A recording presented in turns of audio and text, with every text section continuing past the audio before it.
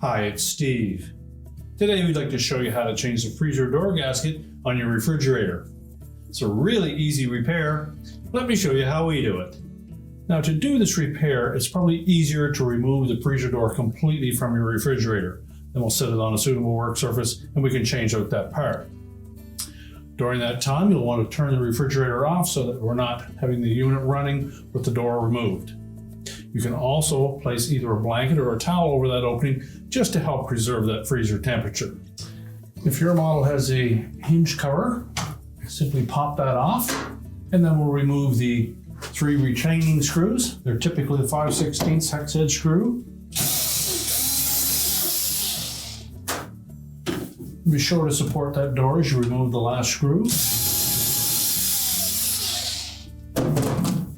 You can then lift the hinge out of the opening in the door, and then we'll take that door off and set it on a work surface.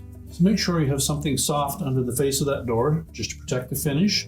And then just grasp that gasket at any point, peel it back, and then we're going to pull it out from underneath the interior door liner. There may be some foam that has adhered to that, so it may be a little tight in spots.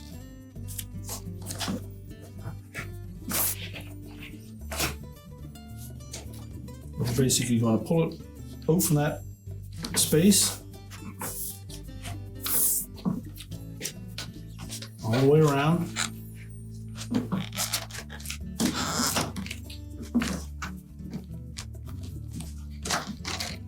Use caution that we don't damage the inner liner, but you can see where there's some foam that is adhered to that gasket. So we'll need to clean that out once we get the gasket removed.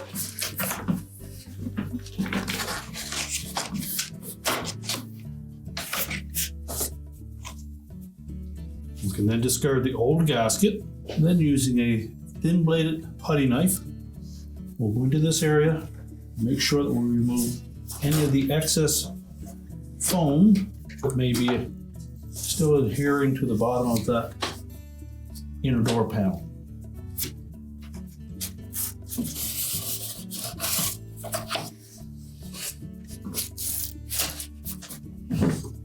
So just carefully inspect that all the way around, make sure it's nice and clean, and then we'll prepare the gasket to install. Now with the new gasket, you may note that there are some twists or warp portions of that.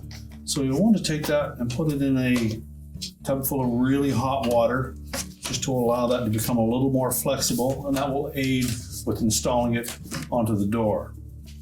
You can also put it in your clothes dryer and let it tumble for a couple of moments on a medium to high heat, being careful not to leave it in too long. Once it becomes nice and supple, lay it on a flat surface and allow it to lie straight, and that will make installation onto the door go much smoother. Now you note that the new gasket has a slightly different profile to it, and it has this dark colored rib attached to the back side of it. Well, that rib is going to rotate up in under the liner itself, and it'll fit into that groove to hold it in place. So we basically need to find a spot where we can lift that up enough, tuck a portion of that rigid part of that gasket into there, fit it in all the way around, and then work on the corners.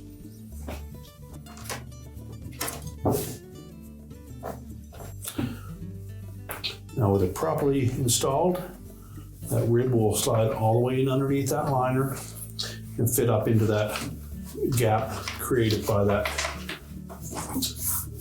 hollow in the inner liner itself. So we'll work one side of it part way up just to the corner, then we'll do the next side and then fit that corner in nice and tight.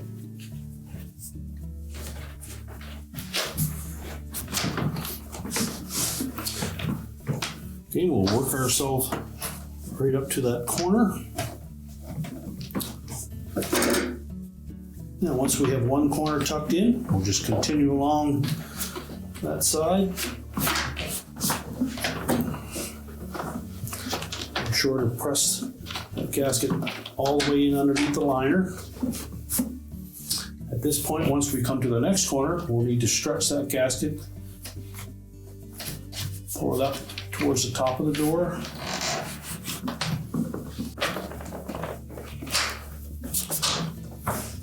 It's basically the same method we did to start. We'll get a portion of that gasket from the center of the liner and work our way out to the corner.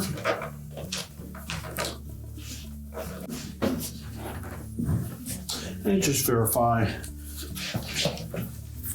that it stayed tucked in. We'll work our way on to the next corner. Now, once we've got that all the way around the inner door liner, we want to next make sure that the outer edge of that lies nice and flush and tight to the metal portion of your door. Pay particular attention in the corners, and if need be, you may need to just tuck that in gently. And then we're ready to set the door back onto the refrigerator. So with the door pushed up against the cabinet, we'll next take the hinge, fit it into the opening on the top of the door, and we'll locate the mounting screws. And we suggest you turn these in by hand for a few turns first, just to make sure that they don't go in cross-threaded. And you may need to lift up on that door slightly to make sure that we get all three screws started.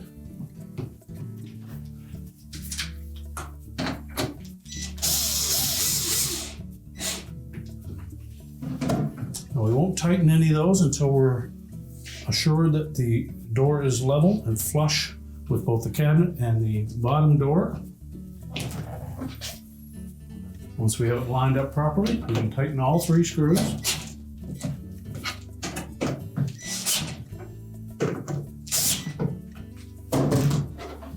We'll replace the end cap. Now that we have the door secured, just check all around the perimeter, across the top and the bottom, make sure that gasket is sealing nice and tight up against the cabinet. If need be, you may have to press the door tight against the cabinet and attach it with some duct tape or something, just to ensure that it forms a nice tight bond.